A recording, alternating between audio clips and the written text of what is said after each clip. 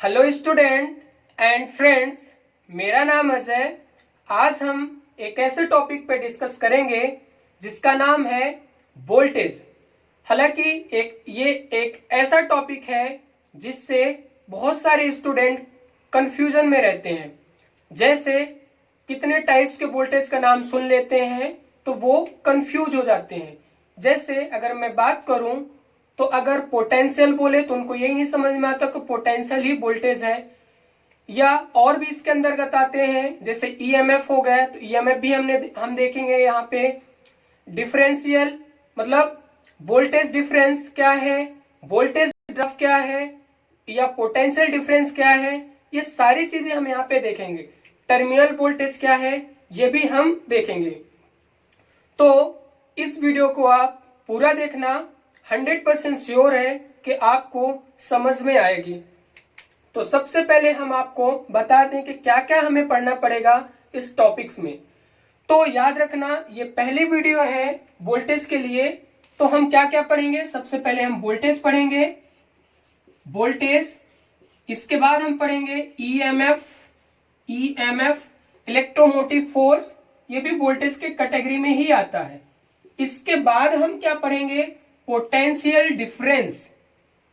इसके बाद हम पढ़ेंगे जिसको हम बोलते हैं विभवांतर बोलते हैं। इसके बाद हम पढ़ेंगे वोल्टेज ड्रॉप, इसको भी हम पढ़ेंगे। वोल्टेज ड्रॉप के बाद हम फिर पढ़ेंगे टर्मिनल वोल्टेज। सोचो इतने सारे वोल्टेज के बारे में हम पढ़ने वाले हैं, तो हम फालतू की बातें ना करते हुए डायरेक्ट हम टॉपिक पे आते हैं कि आज हम क्या पढ़ने वाले हैं, वोल्टेज। तो ध्यान देना, मैं इसे रफ किए देता हूं। इस वीडियो को पूरा देखना। उम्मीद करता हूं कि आपको पूरी समझाने की कोशिश करेंगे हम। तो सबसे पहले हम क्या करते हैं, इस वोल्टेज की डिफिनेशन लिख लेते हैं। इसकी डिफिनेशन क्या है जो हर किताबों में लिखी होती है। तो ध्यान से समझने की कोशिश करते हैं कि एकांक आवेश को अनंत से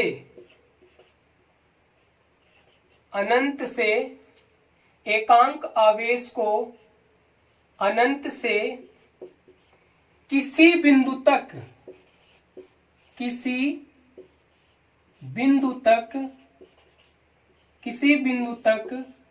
लाने में किया गया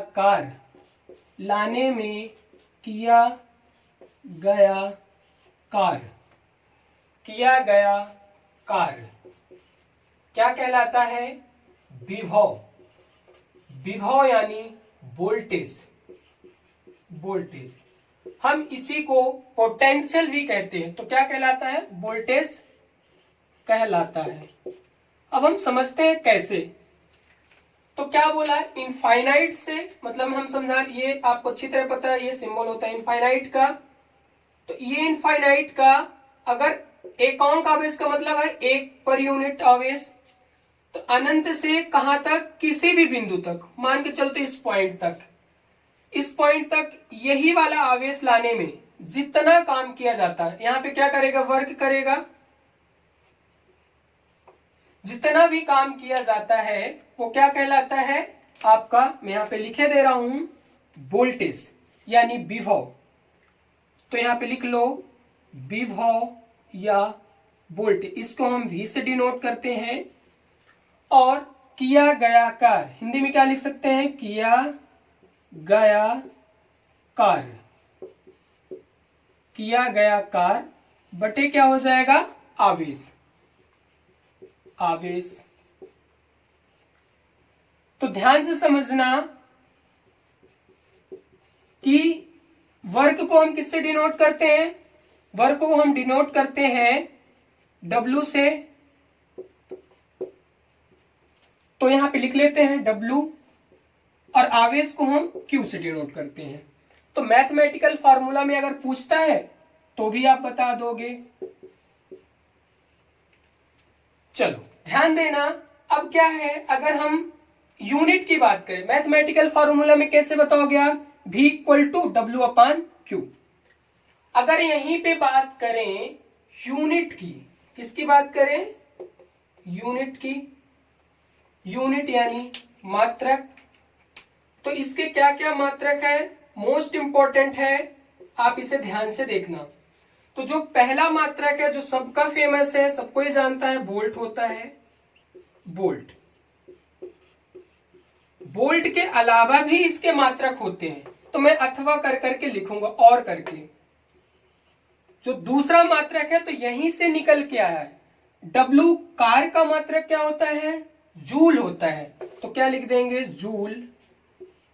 जूल को हम जे से डिनोट करते हैं। जूल पर आवेश का मात्रक होता है कूलाम। तो कूलाम, तो जूल पर कूलाम। कूलाम को सी से। इसके बाद हम देखेंगे एक और मात्रक होता है जो मैक्सिमम लोगों को नहीं पता होता। तो देखते हैं उसका क्या है कि एम्पियर। एम्पियर, एम्पियर, ओम। ओम आपको सुनने में लग रहा हो कैसे? तो बता दूं आपको, according to Ohm's law. According to Ohm's law. देखते हैं कैसे Ohm's law. According to Ohm's law. हालांकि ओम का नियम मैं पढ़ा चुका हूं, तो आप इसके डिस्क्रिप्शन में ओम का नियम होगा, आप वहां से भी देख सकते हैं। तो ओम का नियम कहता क्या है भाई? तो देख लो कि V इक्वल टू IR होता है, सबको पता है। तो यहीं से ही डिफिनेशन आई है, यहीं से जो ये यूनिट आई है। तो ध्यान से देखना, इधर क्या हो गया? अब करंट की I किसको, I की क्या डिनोट करता है? ये करंट डिनोट करता है, करंट। और ये क्या डिनोट करता है? रेजिस्टेंस। रेजिस्टेंस। जब ये रेजिस्टेंस डिनोट करता है, ये करंट डिनोट करता, तो आपको सबको पता है कि करंट की जो यूनिट होती है एम्पियर होती है, और रेजिस्टेंस की यूनिट होती है ओम होती है। तो ये वोल्टेज बराबर हो गया, तो यहां से एक यूनिट आ जाती है। अब हम तीसरा क्या डिस्कस करने वाले हैं? ज्यादातर पूछा जाता है कभी कभी कि 1 वोल्ट क्या होता है। तो 1 वोल्ट को हम दो तरीके से देखेंगे। 1 वोल्ट को हम क्या देखेंगे? दो तरीके से देखेंगे। तो ध्यान से देखना इधर कि 1 वोल्ट को हम कैसे लिखेंगे। ध्यान से देखना, 1 वोल्ट है। 1 वोल्ट को हमें, अब क्या है? W है, तो ये है W के बराबर, फिर क्या करना है? 1। अगर मैं यहीं पे बात करूं तो ये कुछ ऐसा है सर कि 1 जूल, कितना? 1 जूल और 1 कूलाम। 1 जूल और 1 कूलाम, शॉर्ट में लिख देता हूं, 1 जूल हो गया और 1 कूलाम। अगर 1 जूल और 1 कूलाम, आपको पता है जूल की होती है कार की यूनिट होती है, आवेश की यूनिट होती है कूलाम। तो पर यूनिट चार्ज क्या है ना, पर यूनिट चार्ज अगर काम कराया जाता है या कार्य किया जाता है, पर यूनिट चार्ज पे जो काम किया जाता है वो क्या कहलाता है? 1 वोल्ट कहलाता है।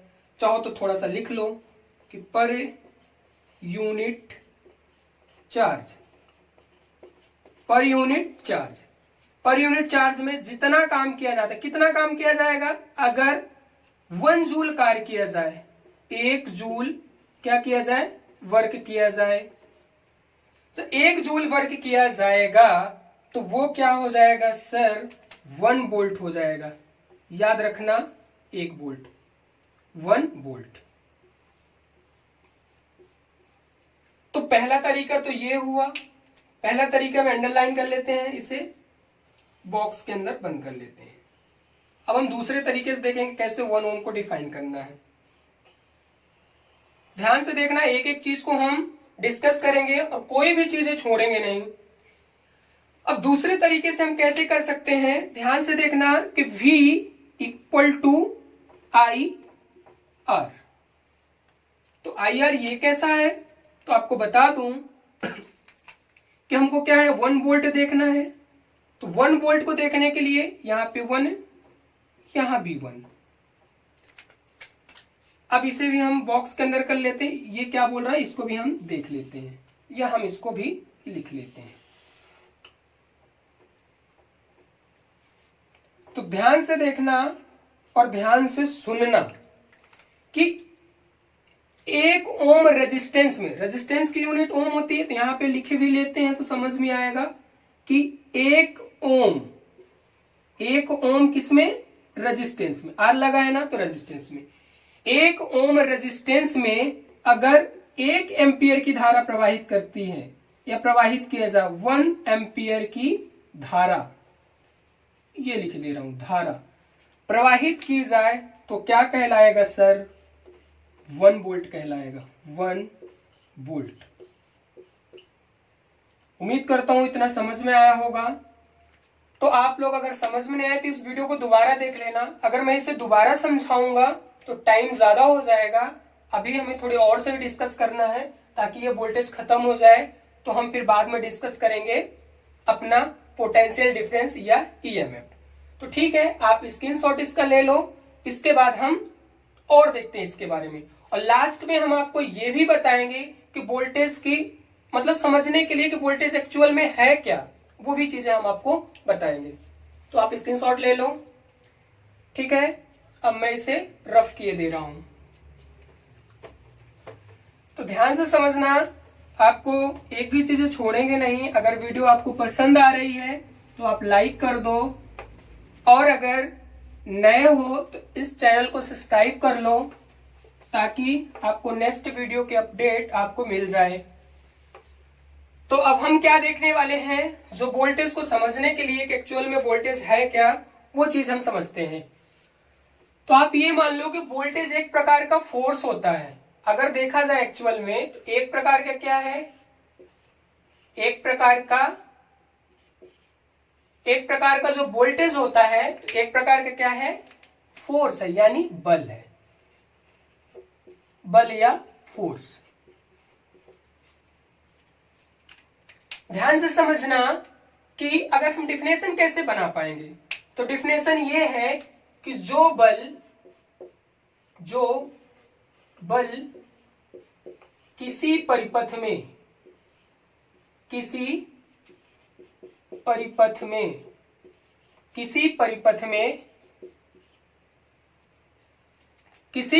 में इलेक्ट्रॉन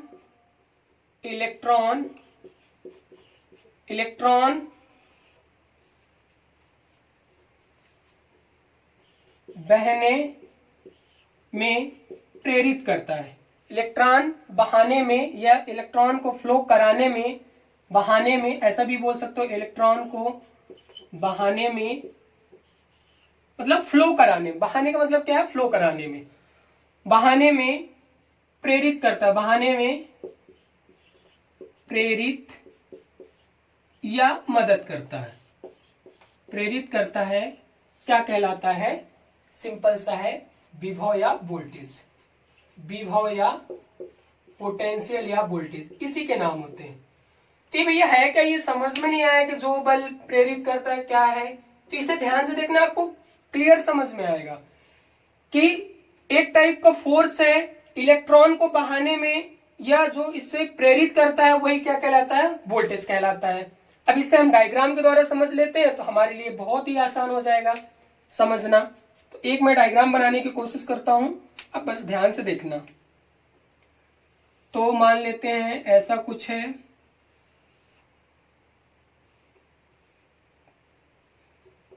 बस देखते जाना। डायग्राम कुछ फनी तरीके से हम देखेंगे ताकि हमें आसानी से समझ में भी आ जाए।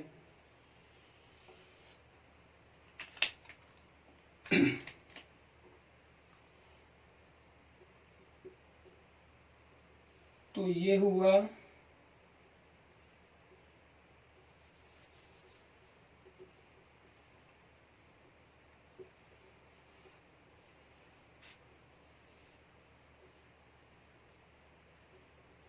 ये देख लेते हैं, ये इसके पैर बन गए हैं,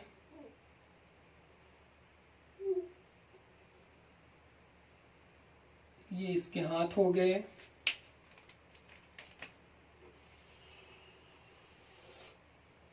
ये बहुत अच्छा ड्राइंग लगेगा आपको, बस देखते बस जाना।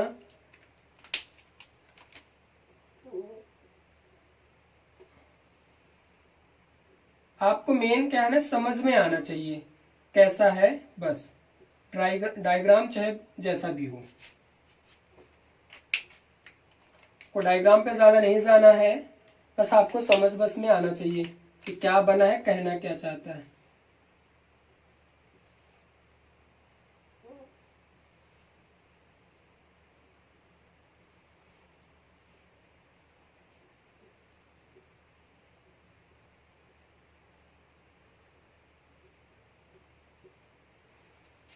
चलो एक और यहाँ पे बनाना पड़ेगा आपको, तो ये बना दे रहा हूं।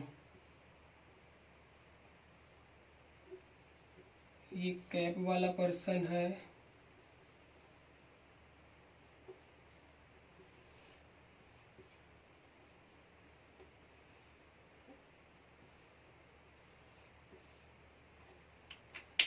ध्यान से देखना, आपको सब समझ में ही आएगा। कितना टाइम लग रहा है।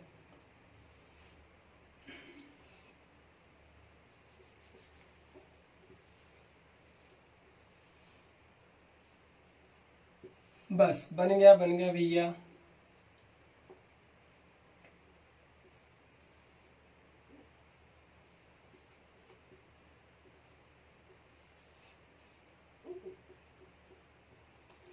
चलो बस अब हमें क्या करना है कि ये इसके क्या हो जाएंगे, पैर हो जाएगा, ये इसके हाथ हो जाएंगे। तो मान लेते हैं कि यहाँ पे इसे रस्से से बांधे हुए हैं।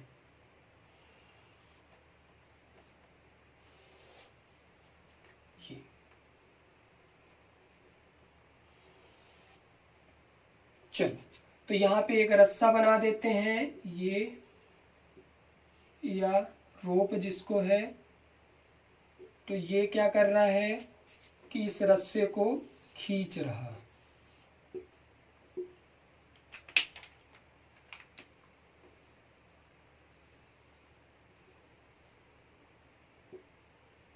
ठीक है, अब समझ में आएगा। ये रस्सा है, ये इस बंदे को खींच रहा। चलो ड्राइंग बन गया है, ज्यादा टाइम भी वेस्ट नहीं करना अपने को कंसेप्ट समझ में आना चाहिए बस। तो ध्यान से देखना, ये हमारे लिए क्या है, कंडक्टर है। आपको समझ में भी आ रहा है, वीडियो में बड़ी बड़ी क्लियर दिख रही होगी। तो ये हमारे लिए क्या है, ये पूरा एक पाइप जैसे दिख रहा है, तो ये हमारे लिए क्या है, चालक है या कंडक्टर समझ सकते हो। तो मैं यहाँ पे डिनोट कर देता हूं तो आपको समझ में आ जाएगा। ये हमारे लिए क्या है, चालक है, चालक या कंडक्टर। जिसमें करंट पास होती है वही तो चालक होते हैं। बस एक तार बना दी हूं। अब ध्यान से देखना क्या किया है इन्होंने, कि आपको दिख रहा होगा ये धकेल रहा, धकेलने का काम कर रहा है, यानी ये क्या हो रहा है, वोल्टेज है। वोल्टेज किसको धकेल रहा है, तो ये हमारे लिए क्या हो जाएगा सर, करंट हो जाएगी। और ये जो खींचने का काम कर रहा है, तो खींच कौन रहा है, तो ये हमारे लिए क्या हो जाएगा, रेजिस्टेंस।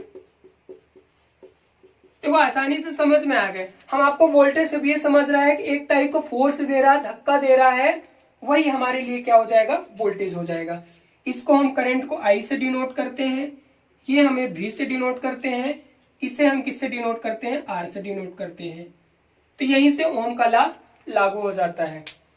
तो हमें आसानी से समझ में आया होगा कि वोल्टेज है क्या है। एक्चुअली में वोल्टेज होता है एक टाइप का फोर्स होता है जो धकेलता।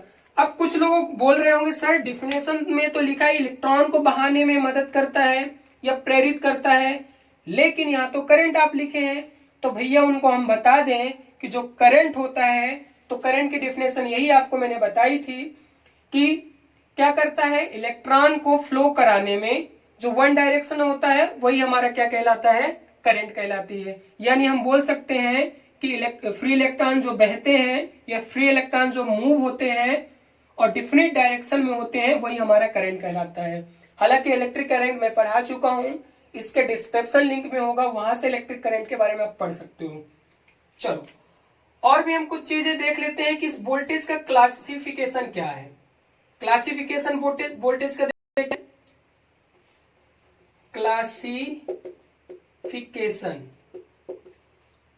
क्लासिफिकेशन यानी वर्गीकरण, कितने वर्गों में बांटा गया है। तो ये देख लेते हैं कितने वर्गों में बांटा गया है। तो इसको पहला देख लेते हैं, पहला क्या है। तो पहला होता है लो वोल्टेज। क्या होता है सर? Low voltage.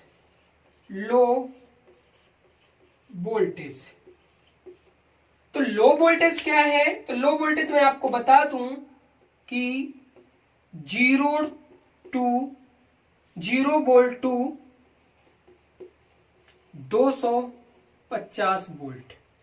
पहला, अगर 0 वोल्ट से 250 वोल्ट तक है तो वो किसके कैटेगरी में आता है? लो वोल्टेज की कैटेगरी में। इसके बाद क्या होता है? Medium voltage.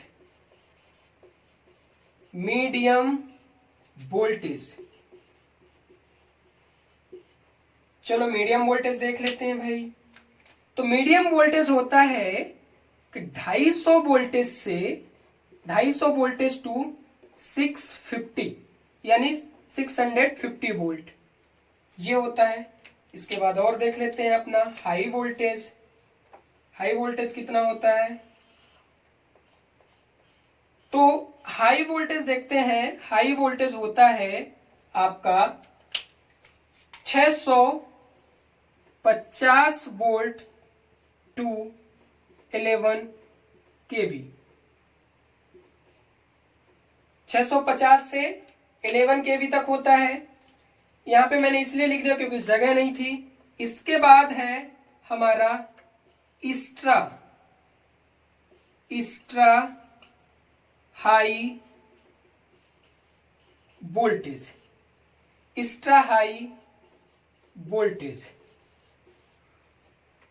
बड़े फॉन्ट में भी लिखना था। एक्स्ट्रा हाई वोल्टेज क्या होता? More than